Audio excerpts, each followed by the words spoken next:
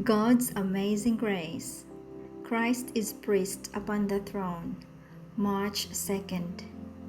Seeing then that we have a great high priest that is passed into the heavens, Jesus the Son of God, let us hold fast our profession.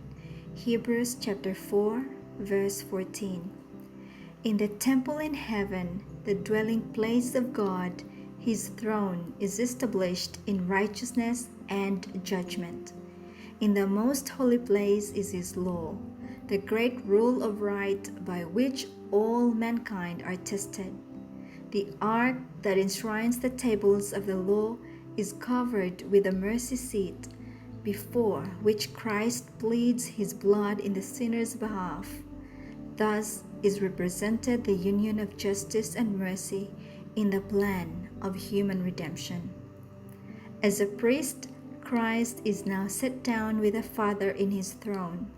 Upon the throne with the eternal, self-existent One is he who hath borne our griefs and carried our sorrows.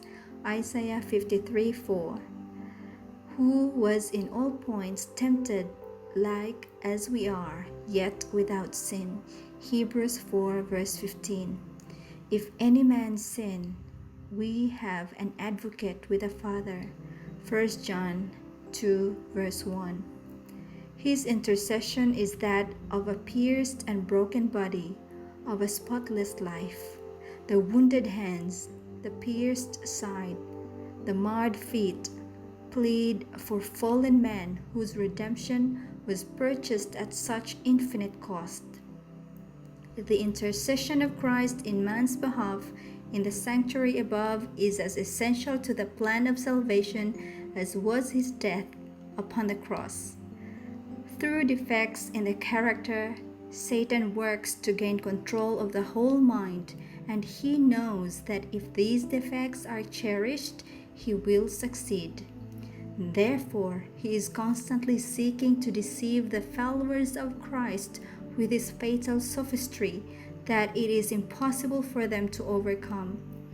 But Jesus pleads in their behalf his wounded hands, his bruised body, and he declares to all who would follow him, "My grace is sufficient for thee." 2 Corinthians 12 verse 9.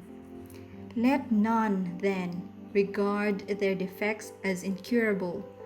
God will give faith and grace to overcome them. We are now living in the great day of atonement. All who would have their names retained in the book of life should now, in the few remaining days of their probation, afflict their souls before God by sorrow for sin and true repentance. There must be deep, faithful searching of heart.